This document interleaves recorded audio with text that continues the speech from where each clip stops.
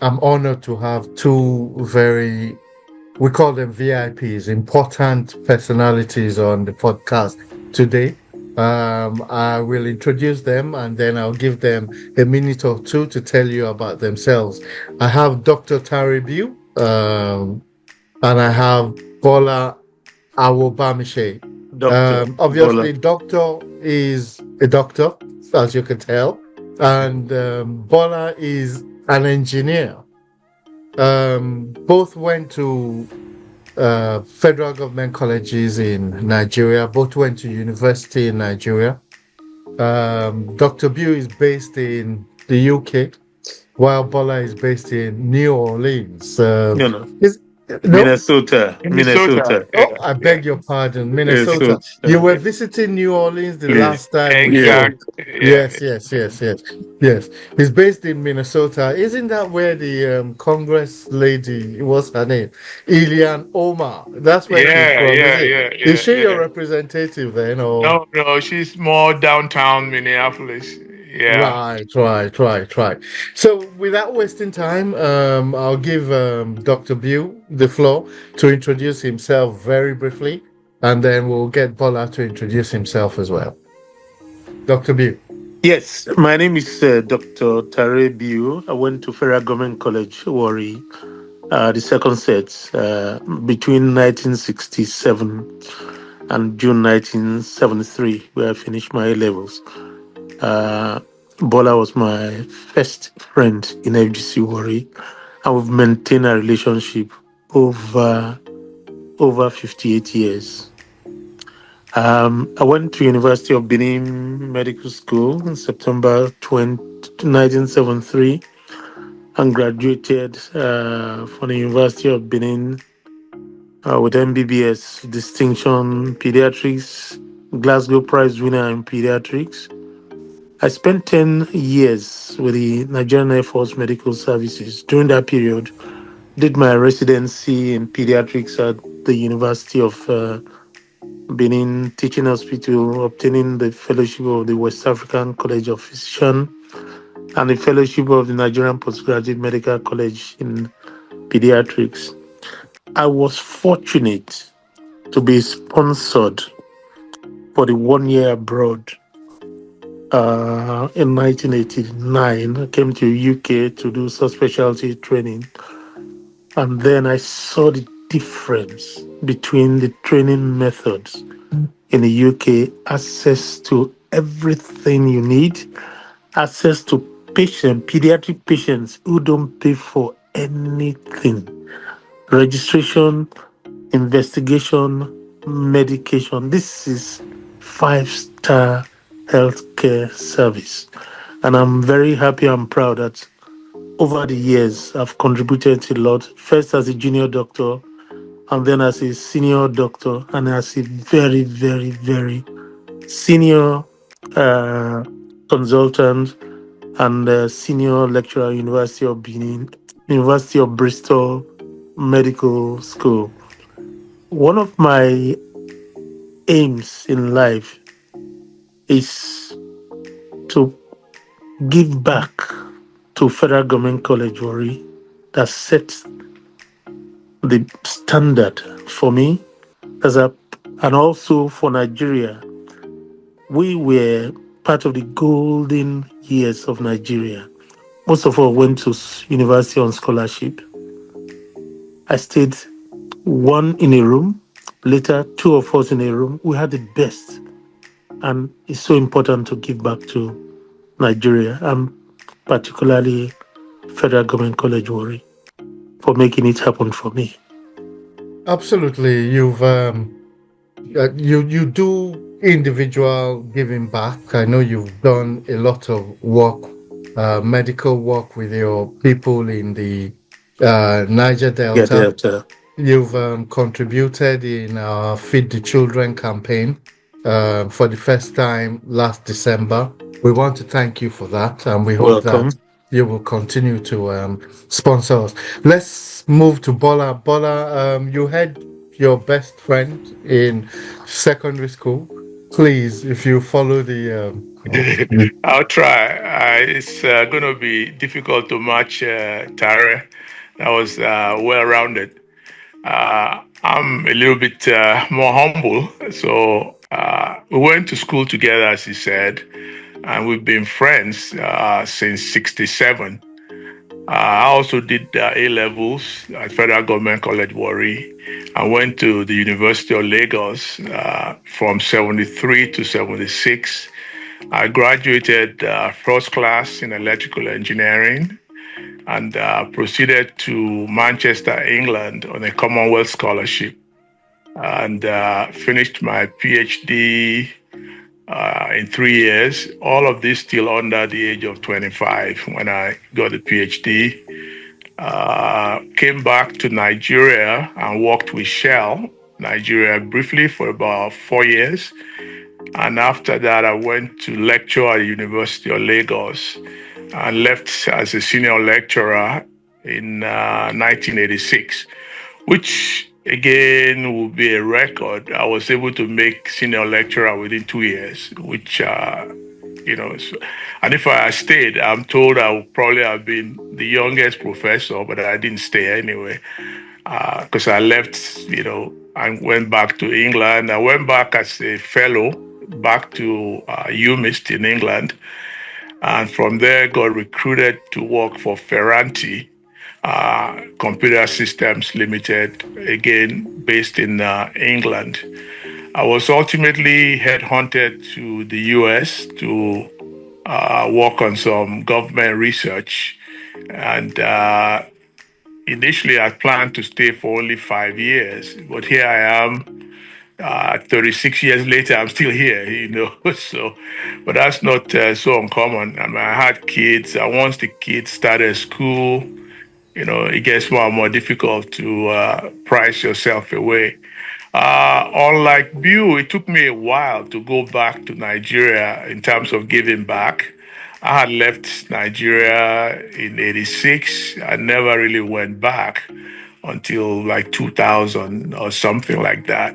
But I did eventually set up a business in Nigeria, and I'm happy to report I have employees in Lagos and Port Harcourt and Warri, all engaged in smart systems.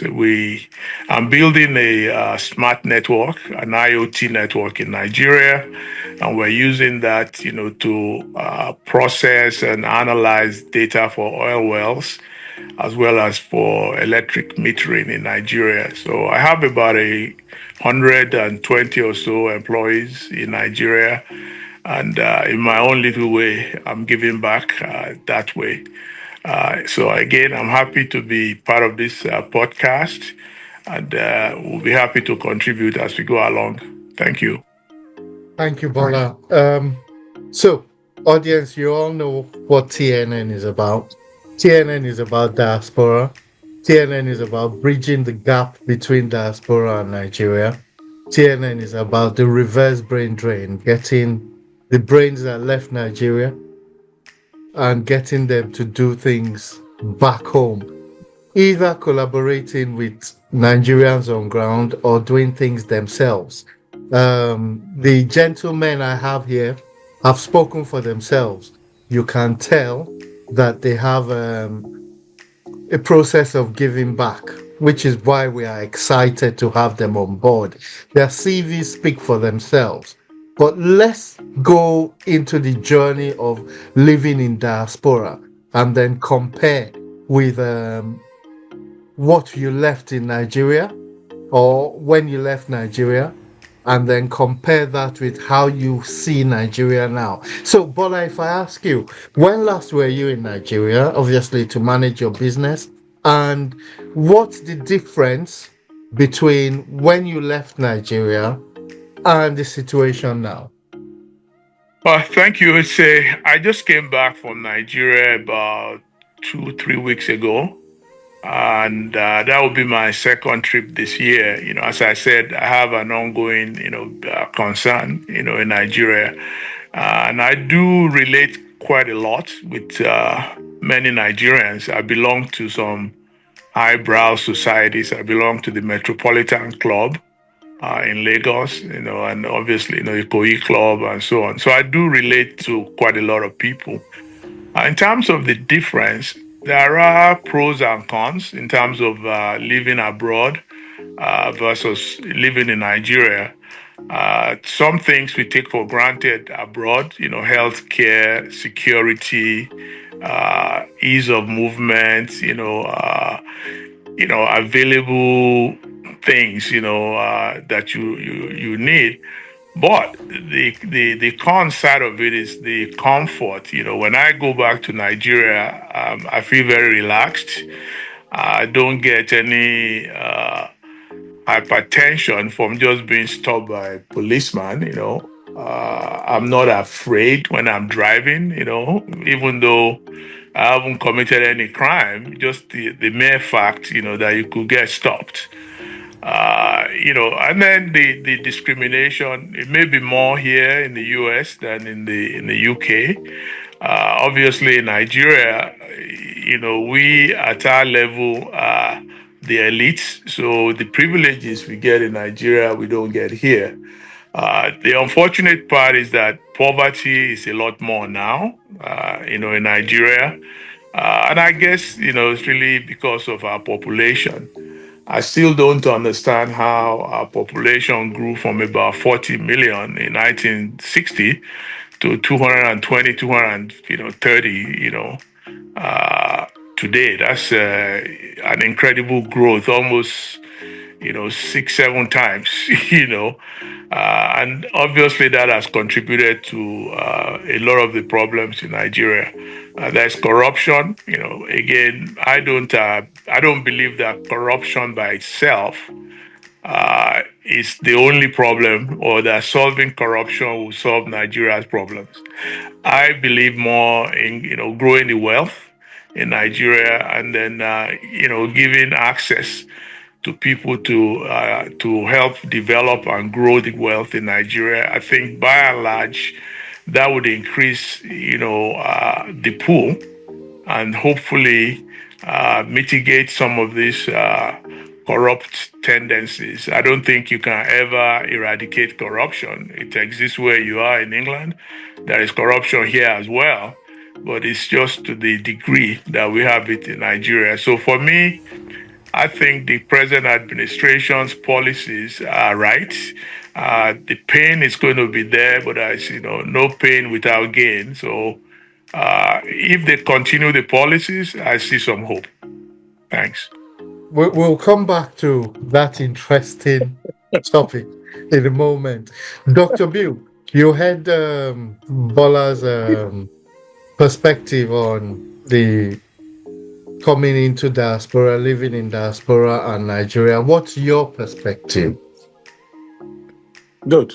When I left Nigeria in 1989, I thought I was just going to spend 1 year here, finish my subspecialty training in pediatric gastroenterology, taking biopsies from babies of intestine as young as 6 months. I did that. I was lucky to have my sponsor who believed in the Commonwealth.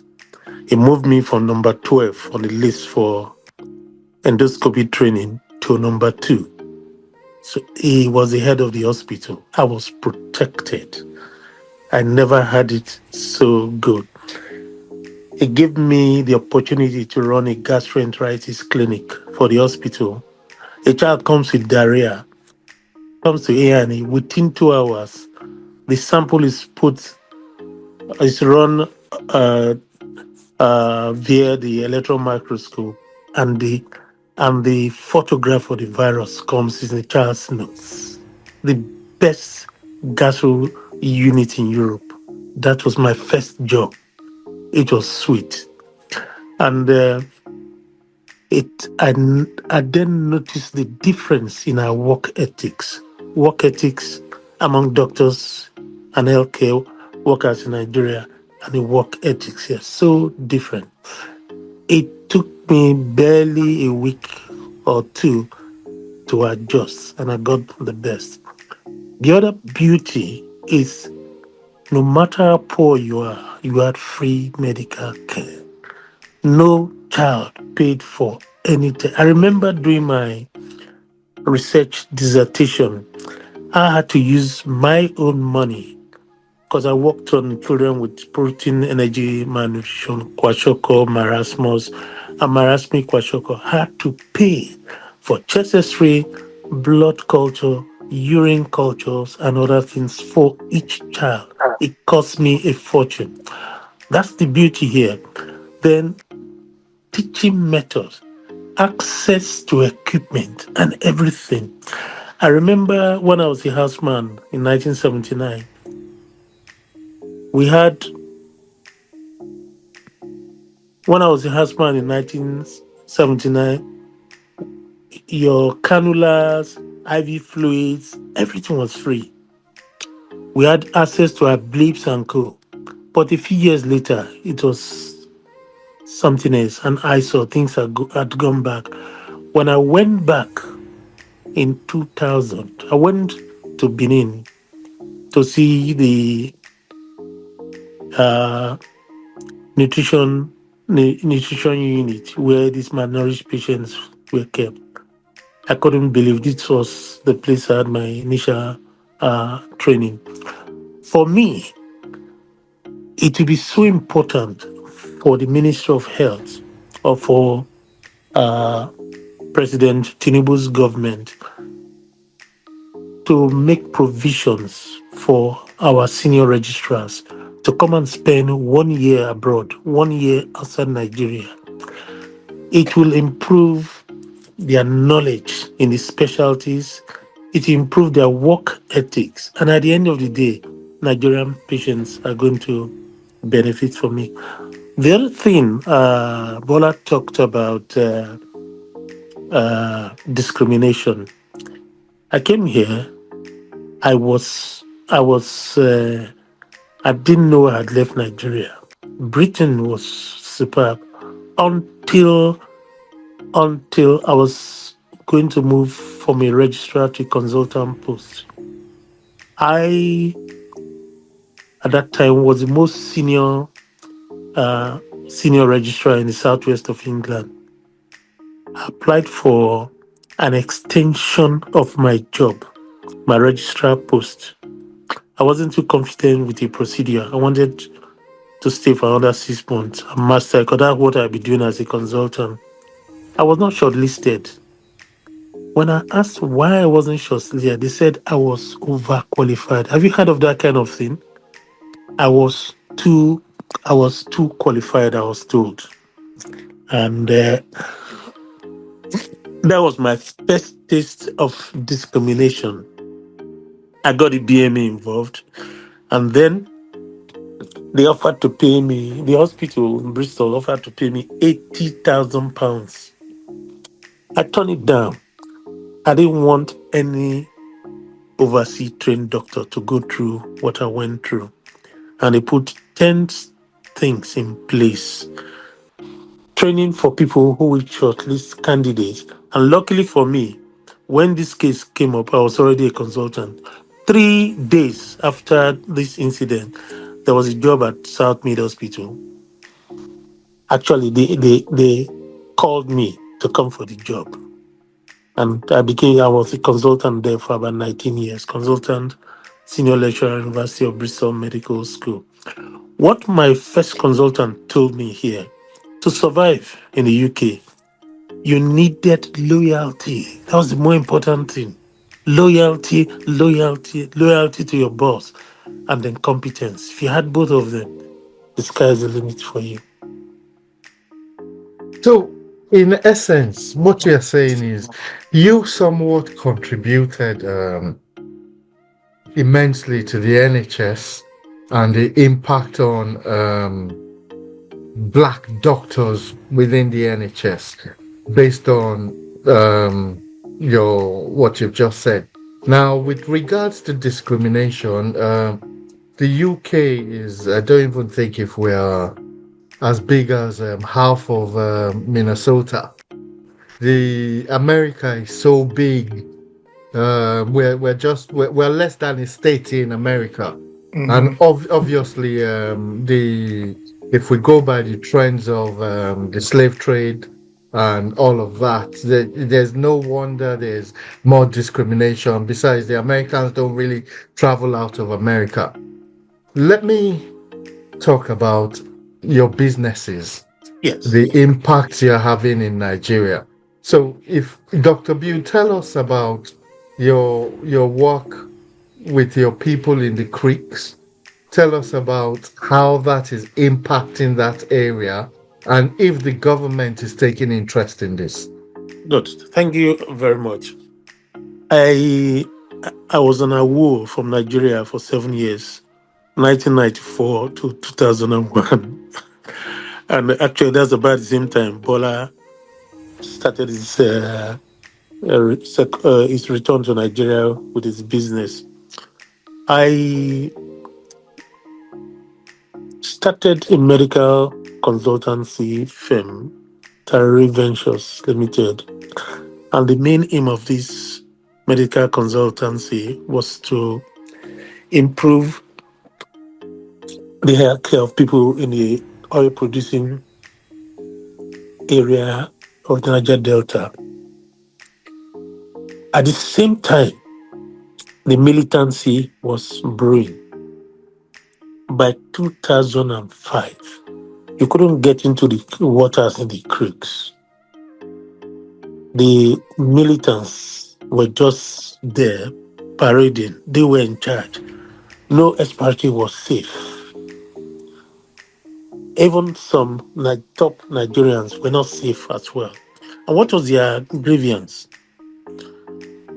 How can they sit down? The oil prospecting and everything happens in their backyard. You see gas flare. You see the flow stations barely half a mile from your place, and you don't have basic things in life: clean water, roads, jobs, good healthcare delivery. In fact, some people have not seen a car in their entire life, and yet over 70% of our revenue comes from crude oil. It is not right, it is not fair, and it is not just. I believe in humanity, I believe in justice. And you may be surprised for me to say this. I believe in the cause of the militants in the Niger Delta. What I don't like is violence. I had to contribute what I could, providing free healthcare for these people. Or, how would I put it? Uh, Implementing free healthcare program to Diaspora for these people. And within 2 years, these activities, 5 communities in Delta states, we ran a program for 10 years, 24 hours free healthcare service. I had to get in a speedboat on the Atlantic Ocean, Ogula, Okonikoko, Camp 5 Axis, Okibo Zion, Ojobo, uh, and one other community at the risk of my life. We'll take 30 doctors, 100 nurses, and we had to use 50 militants as our security so that we could have a safe passage on the waters. They have free pediatric care, free medical care, free surgical care. This is what the state government should be providing. And in Bayelsa State, I was fortunate to be close to the government. In Bayelsa State, I was asked to establish the Niger Delta University Teaching Hospital, Okolobri, which I did single-handedly. I brought doctors, nurses, technicians to Lanarkshire Hospital, Glasgow, to train them how to use the equipment that were coming to be installed. So it was a big service to my people. And each time I hear of the Niger Delta University Teaching Hospital, I smile, I say, this is my handwork. And I managed to ensure they got adequate clinical staff and other things there. And that's what we in the diaspora should be doing. We had the best from Nigeria. We must pay back. We must pay back. Sadly, some of the politicians who enjoyed, just like I enjoyed in my time, are swimming in corruption. We Oh, will come to that, okay, Dr. okay, Bill. okay. Let's go to Bola. Bola now. I know based on our conversations that you're into the Internet of Things. You've created employment within Nigeria, three different states you mentioned. Give us a brief description of your business and what impact you're achieving at the moment and what the future holds for that impact. Yeah, thanks again. My business is actually in technology solutions. We look at complex problems and apply, technology uh, to facilitate the solution, to automate, essentially. So largely, what I do is kind of enhancing what Tare does. While Tare is more on the spending side, I'm more on the creation side. So a lot of my work will enable companies to increase production, reduce their costs, by making use of technology, and also training, people to go beyond, the unskilled type labor to more of a skilled labor. So, we talk of Internet of Things. We should remember all this encompasses machine learning, which is the same thing as AI. My PhD work was more on the AI side. We didn't used to call it AI in those days. It was more machine learning, pattern recognition. I still make use of a lot of that today. So, in terms of contributing to Nigeria for my business, the work we have undertaken includes working with the oil companies, for example, to get data, to analyze data to help them increase their production. We also have technology to help monitor the pipelines, to also monitor leakages. So there are leakages that are not necessarily due to vandals. There are natural corrosion and things like that, that could lead to environmental issues. So part of my work is to put in technology to predict and to analyze where these leakages may occur using some modeling and some AI type learning algorithms to be able to identify the locations of the leakage and to also proactively warn or alert, authorities to go after, if that was, tampering or not, or to take, maybe send a drone out to look at, the extent of the spillage, the other aspect is that the same kind of technology I've applied to the metering space. Nigeria currently is undertaking a massive electric metering. A lot of the problems that most people in Nigeria are not aware of, that the reason there's a lack of power in most residential areas is because there's just a lot of theft. It's a lot of power theft. So, the distribution companies are not motivated, they are not incentivized to provide electricity to people that are not paying and that are stealing. So they target what they now call the band A, customers who are more likely to pay. What the government is doing now is to try to subsidize meters for residences, such that they can now be billed and pay their bills. I believe, and I think the government is correct in that if people actually get billed for what they use, they are more likely to pay. What has been happening in Nigeria is that they get estimated billing, which is a lot more than what you have consumed. So that tendency then makes you go to look for ways to game the system. Just like your phone, people don't have a problem paying for data, because they know they're using it and they pay. So it's a similar approach the government is adopting for metering. I'm fortunate to say I'm involved with smart meter development. So we're doing some work, along with they call it the Presidential Metering Initiative (PMI). So I'm working with that, group to bring in, over the next few years, about 100 million meters. So that's quite, a huge undertaking.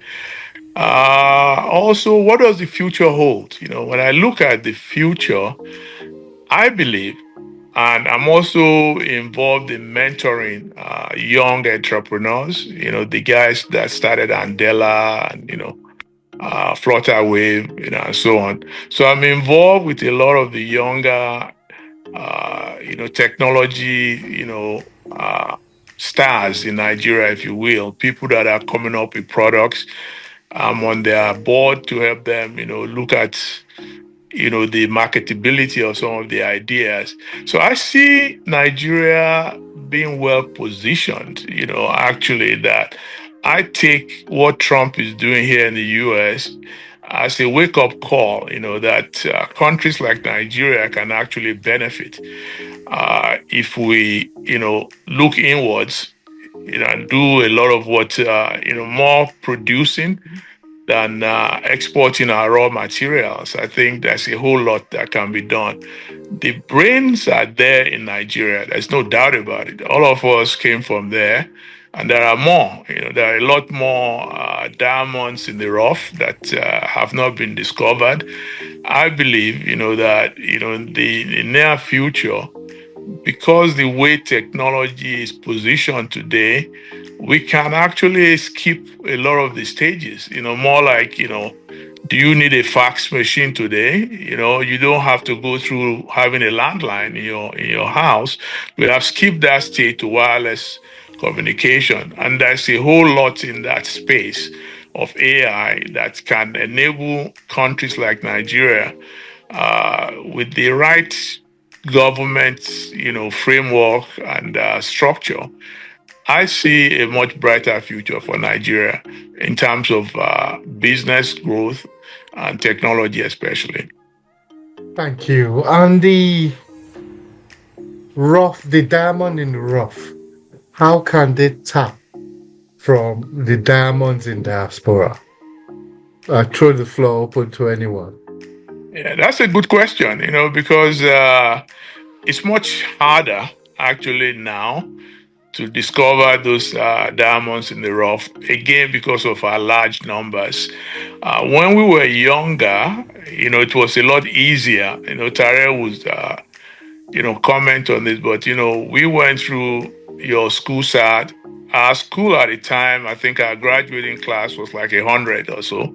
So, it wasn't that hard to identify stars. Scholarships were available. I was on the Texaco scholarship for my undergraduate. I used Commonwealth scholarship. Such things are much more difficult, unfortunately. The other thing is that, the educational system has become very, very bad. Everything is now for fee. There are no free anything. So everybody has to find the money. And a lot of those diamonds in the rough will come from, poorer people who don't have the advantage. So I really believe that unless there are ways to go back to the old approach of setting up, more schools, smaller size classrooms, and encouraging guys to move away from the Yahoo and fraud based use of technology, that maybe we may discover some more of them. It's just a lot more difficult. Absolutely. Dr. Bill. Yes. Just like I said, Bola and I are part of the privileged Nigerians. We went to school that made sure we did very well, and we're exposed to different avenues of scholarship. I mean, when I got to medical school, I had the opportunity to either take the Midwest loan, Midwest Midwest loan, Midwest bursary, Yeah. federal bursary, and national award. I came on among the top three at the end of my first year in the university, and I actually used the national award. So I had the opportunity to use three other forms of scholarships. Those who had the loans, of course, they didn't pay back any loan. There wasn't a robust method of recovering the loan. Hmm. The jobs were there. But what it meant was even those indigent students, those extremely indigent students who could hardly afford a meal, they had the scholarship. And this government, this government should pay more attention to education. The state government should reintroduce the state loans. In our time, all River State students went to university education free, automatic scholarship.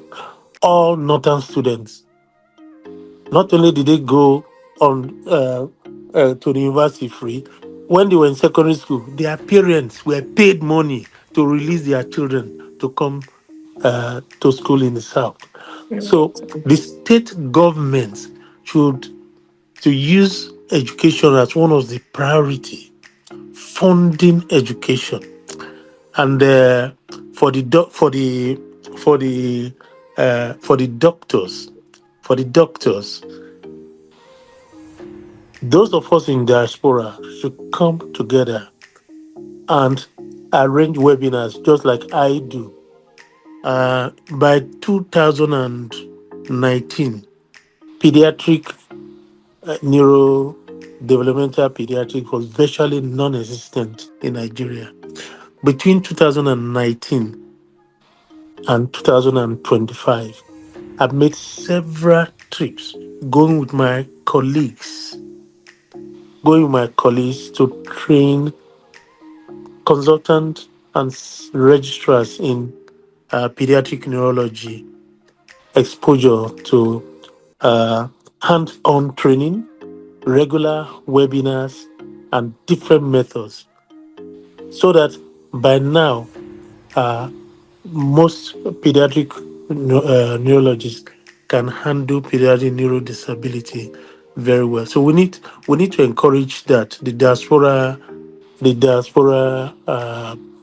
uh, old We should. students. Yeah. Yes, we should do that, and also the Nigerian government and university should give us the enabling environment. I remember when I retired in 2019, I wanted to stay in Abuja. I had a house in Abuja. So let me just give some time to Abuja University and some time to University of Benin, where I trained. They were just tossing me up and down. It was their loss. And when COVID started, I came back here. It was actually their loss. And now I have to go pay my way. The money is not there. They can't. How much are they going to give me? And that's why I go voluntarily to train these people. And the federal government should have a policy now to retain doctors. Only in the last 12 months, 50,000 Nigerians relocated to the UK, and many of them are doctors. And uh, The wages of the doctors should be reviewed upwards to match what obtains elsewhere. Not just the wages alone, the condition of the teaching hospitals, the equipment, the policy on who pays and who doesn't pay fees. Rather than spending so much money on elephant projects, some of this money should be diverted to this cause, and Nigerians will benefit better from it. So you made mention of the enabling environment Yes. creates the opportunity for the diamonds and the bronzes or the silvers or the gold to thrive. So once that environment is created, then we can see Nigeria, like Bola said, growing, which is a positive thing. Now, part of what we do as the new Nigerian, you talked about webinars. We get doctors together, get them, we get an area in Nigeria, a local area, maybe Surulere or Ijora, and we put 3 or 4 doctors on the internet and get the residents of the areas to speak with the doctors so the doctors can help them. We do that with agriculture as well. We do that with education as well. In fact, from conversations that have originated from the new Nigerian, we have people who have gone back home and opened schools, who are doing health projects within their local communities. Now, most recently, with the issues that have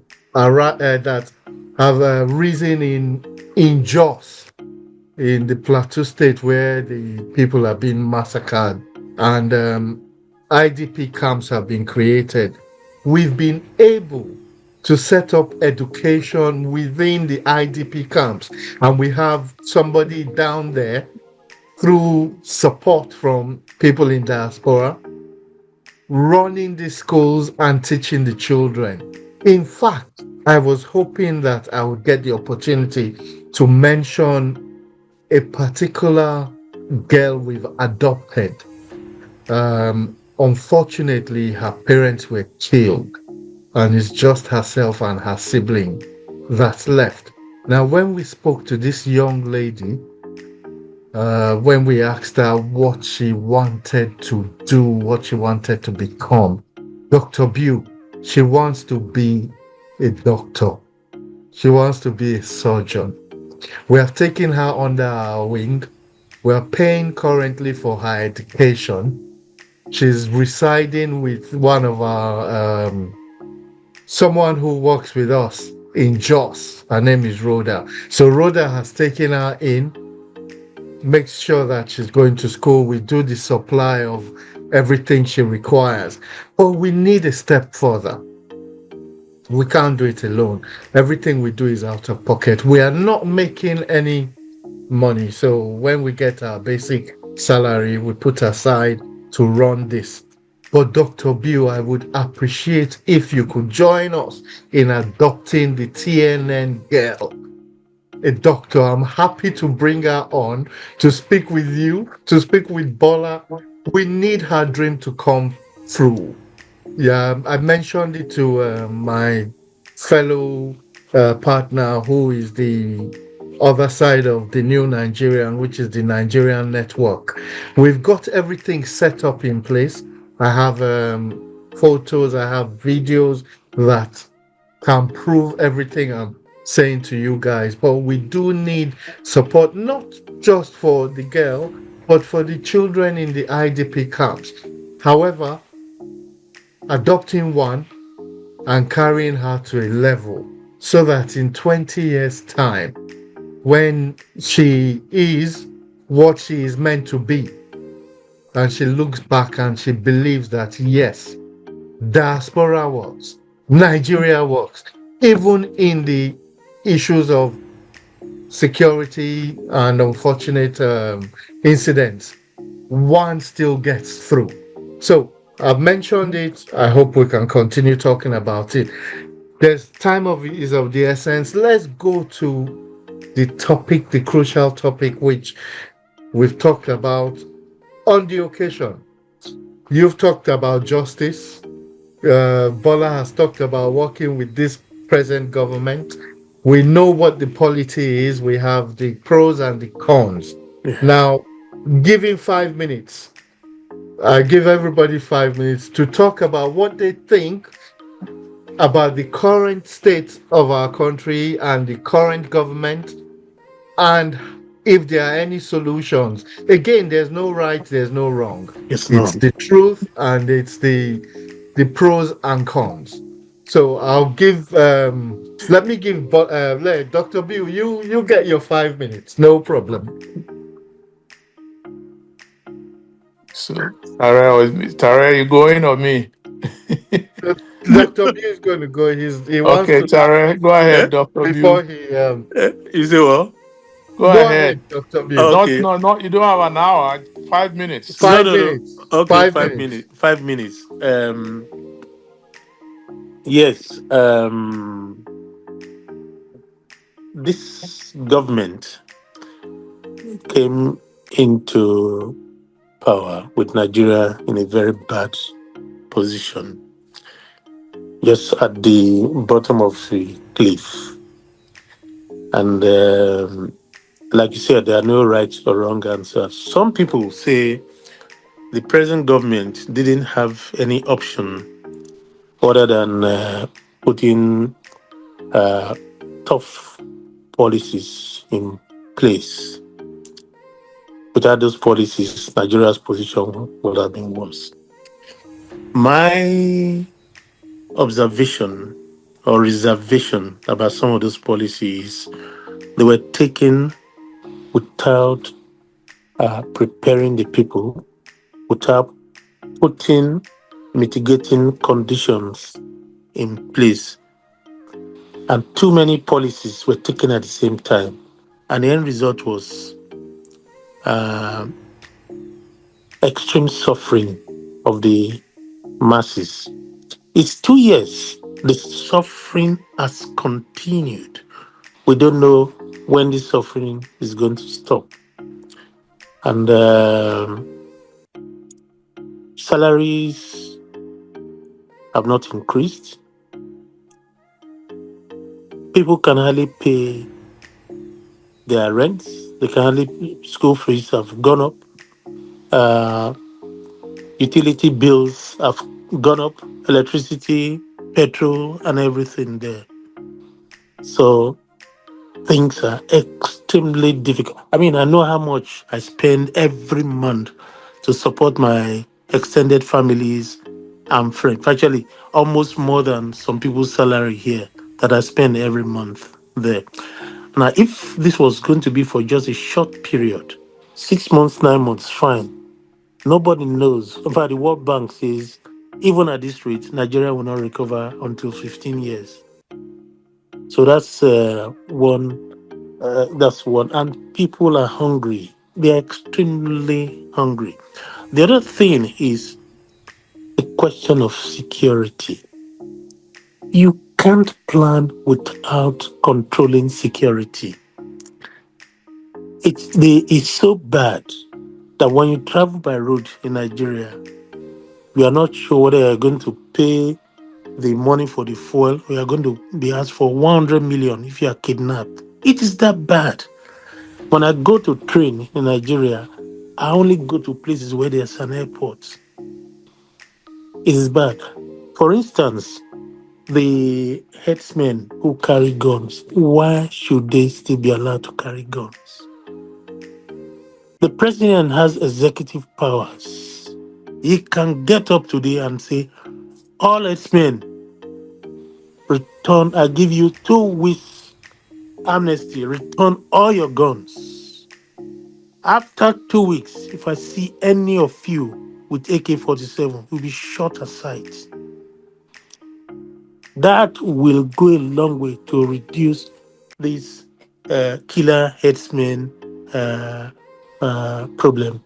The other thing is engaging on mercenaries. Mercenaries who are ready to attack these headsmen and so-called bandits. There are states in the north where half the states are run by bandits. Where is our supreme commander of the supreme commander, the commander in chief of the armed forces? So those are security is one major thing. The other thing is poverty, and the third thing is the poor state of the hospitals and schools. We need to look at them. Projects should be rationalized. For instance, I believe it's far better to repair road. Look at Benin to Warri takes you about 3 to 4 hours. It's better to spend the funds there to repair the local roads, intercity roads, rather than spending trillions on highways that majority of people will not use. That's the way I see it. The people need water. How many places have I-borne water? People have to put bowl. My two houses, I have to put bowls in there to guarantee myself water. Electricity is too expensive for people. I spend in my house in Abuja, I spend 70,000 naira a day on electricity to buy diesel in the 30 kVA generator and the smaller generator. 70,000 naira a day. That's not sustainable. So that is for me, who's in diaspora, who has the means. What of the professor who earns 450,000 naira a month? No way. The other thing is taxes. We don't pay taxes in Nigeria. In the UK, almost half my salary goes back as tax. And these taxes fund the free education for my children, funds the free healthcare services, funds the excellent roads without potholes, funds the security and everything. We must pay taxes by hook or crook. There must be means of getting taxes from those people who are not employed by government, the market women, the traders and co. The present government should go after those not paying taxes to ensure when these taxes are collected, they are used properly. The next thing I'd like to say is the National Assembly should do their job properly. They should be there to checkmate the government. They should not be singing on your mandate we shall stand. It is gone. That is the end of democracy. If the National Assembly cannot checkmate the executive power, executive arm of government, then we are not practicing a democracy. Until that happens, it will take a long time for us to get to the promised land. Thank you. So you've mentioned security, you've mentioned the solution to that, you've mentioned health, you've mentioned the probability solution to that, you've mentioned the government itself, the executive and the legislature. You've talked about checkmating each other. So we've got your pros and your cons. Let's give Bola his 7 minutes because you went over your 5 minutes. Bola, you can have as much as I'll try to seven keep it. minutes. I'll try to keep it short. I'm going to give two analogies that will help illustrate the problems. One is that everybody is a socialist with other people's money, but we are capitalists with our own money. It's always very easy to talk about sharing, money for government to fund this, to fund that.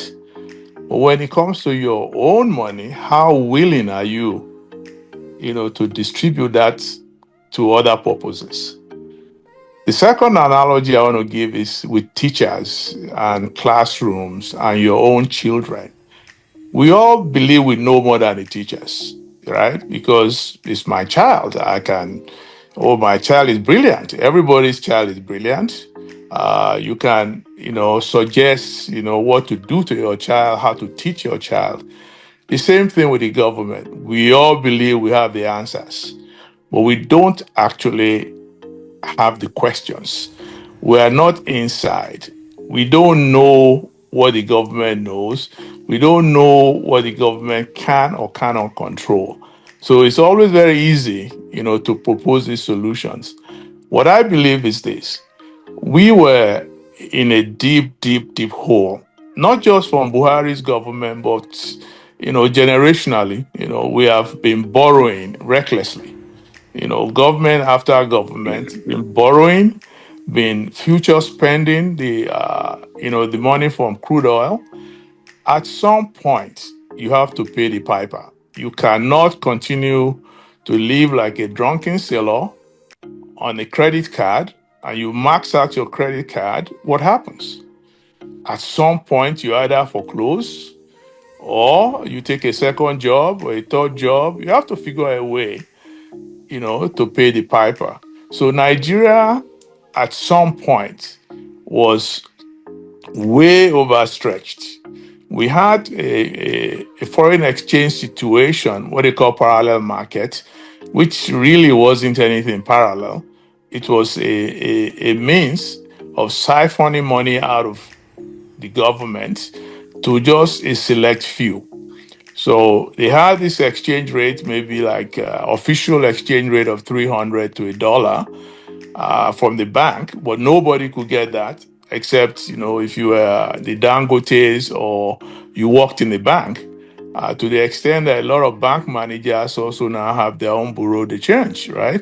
They get the dollars and they come and sell, at 800. So it was the right decision to close that loophole and create one exchange rate.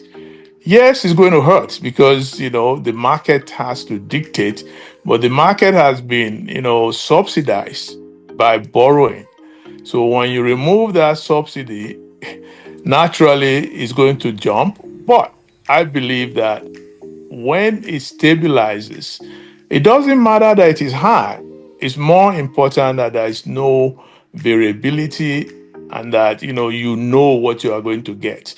The variations that we had in exchange rate actually prevented investment on the one hand. But now, if you know, okay, it's 1500 or whatever it is, you can plan accordingly. The other thing was the subsidy removal. There are, different schools of thought whether or not there was subsidy. And, some people say there really wasn't any subsidy. But the bottom line was that money was being spent. Whether it was going to subsidy or not, a huge amount of money was coming out of the federal government's budget. Again, where would that money come from? It was borrowed, or it was future sales of crude oil. So those two decisions had to be made. Tare talks about, making these decisions without planning, so on and so forth. There is no plan that would have, made it any easier. You make a tough decision. It's a bitter pill, unfortunately. You cannot cure a cancer without removing it, and it's going to be painful. Again, for how long? We don't know, but a lot of this depends on the policies.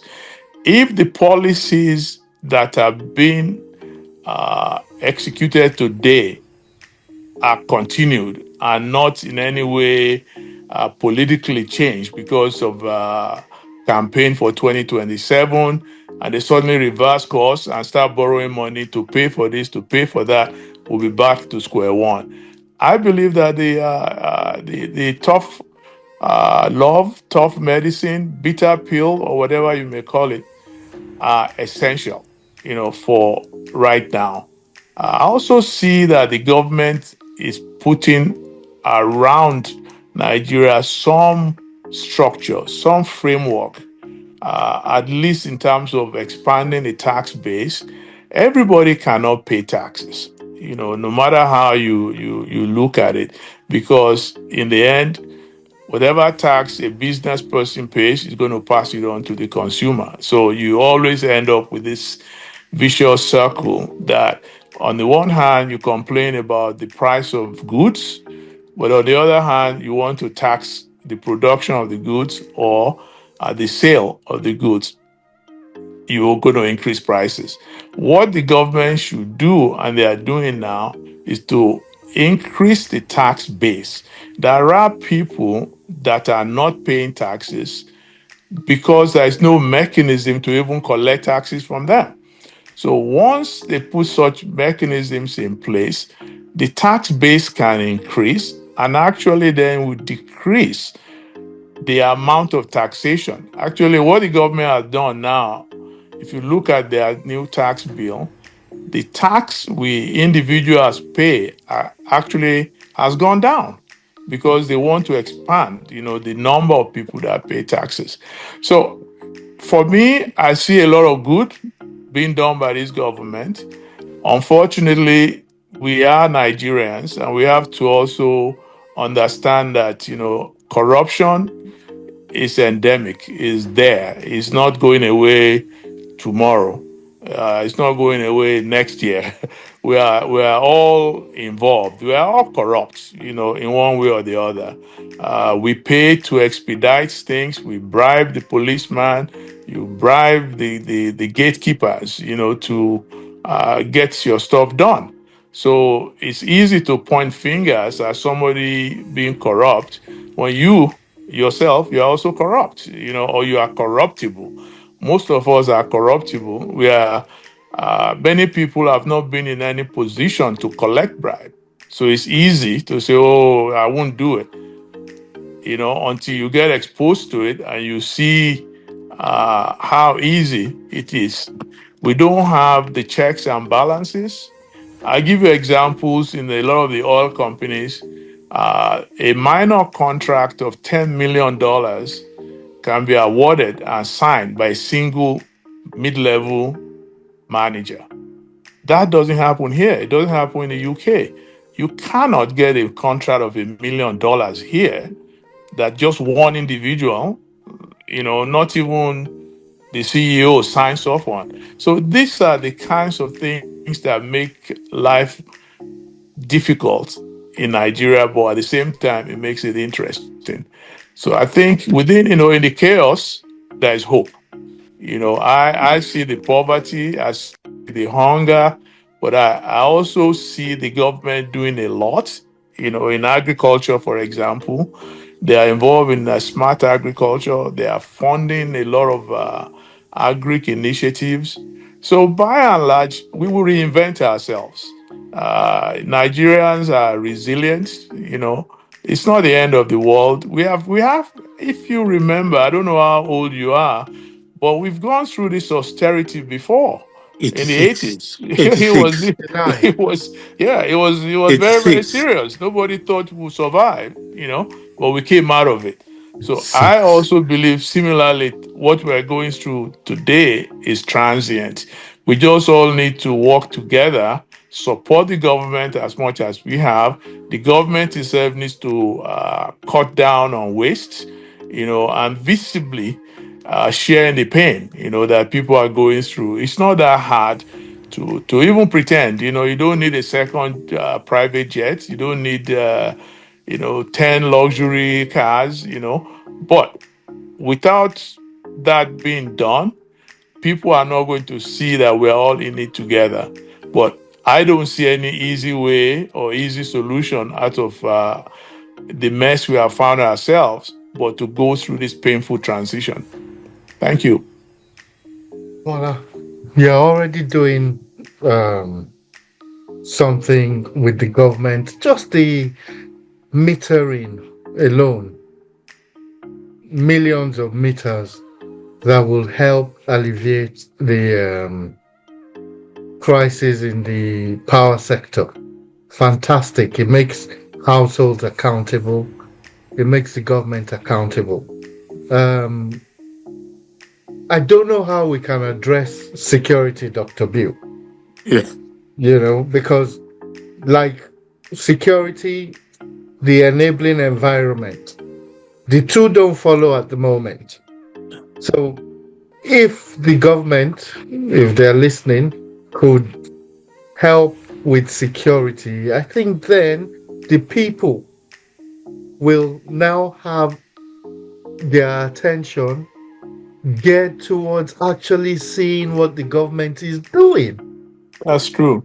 That's true. Yeah. So if there is the ear, if the president has our ears, or hopefully someone within his administration watches this conversation, you know, let them start with security. That's in my opinion. Otherwise, we wouldn't have the unfortunate little girl whose ambition Mm-hmm. is to be a doctor who has been stifled temporarily. Temporarily. But again, the positives are there. The metering, the smart agriculture, the Internet of Things, looking after the pipelines, which the militants probably don't even know is going on. So maybe a bit more information. Publicity. Yes, a bit more Mm-hmm. publicity of what they are doing needs to be out there within the polity, Mm-hmm. making the people understand or sensitizing the people. This is the reason why you have to have a meter in your house. We're not trying to come and charge you overly. We're asking to reduce your burden even. Pay for Exactly. what you use. Mm-hmm. So hopefully anybody who watches this will be able to understand exactly where we are coming from. Diaspora, Nigeria, America, the UK, Abuja, etc. I'm grateful for your time. I will give everybody a minute each to say one final thing to the audience of TNN. All right, I'll start, because I'll be very brief. I want to thank you for the opportunity to participate in this podcast. And I hope we'll get another chance to come back. I'm available. And I'd like to know more also about the girl to see what we can do from here. Maybe even sensitize the Old Students Association here. We're looking for projects in Nigeria to support. So, that may not be a bad one to start looking into. So, again, thank you very much. And thank you to the audience listening. Thank you. Dr. B. David, thank you very much for inviting me for the second time. And thank you, Bola, for having a head to head with me. We are very good friends, although we have slightly different political leaning. And I'm so grateful to Bola for what his contribution to Nigeria is in his smart system business. At one stage, he employed over 200 engineers in Nigeria. And each one of us in Diaspora, we should act well our part, like School's motto says, fais bien ton rôle. In your little ways, if we all do a little bit together, it becomes something big. I also want the federal government to listen to our concerns and some of the solutions we think we have suggested. I'm sure the security in Nigeria will be better and investors will feel comfortable to come to Nigeria. Thank you. Absolutely. Dr. Bill, can we also rely on you for our Oh, soon yes. to be surgeon? I, Yes. I will send information out No, privately, and then no we'll take it problems. from there. No problems at all. There you go. Thank The new you. Nigerians. Yeah. There you go. These are new Nigerians in diaspora giving you wisdom. There's value in everything we've done tonight. It hasn't gone amiss, and I hope each and every one of you has picked something of value from this conversation. There will be many more. It doesn't stop today. We will continue. And like Bola said, we will be around again to have another one shortly. Thank you, audience. Thank you for your time. I'm really grateful. Thank Okay. you. Thank Yeah. you. Take care. Bye-bye. Bye-bye.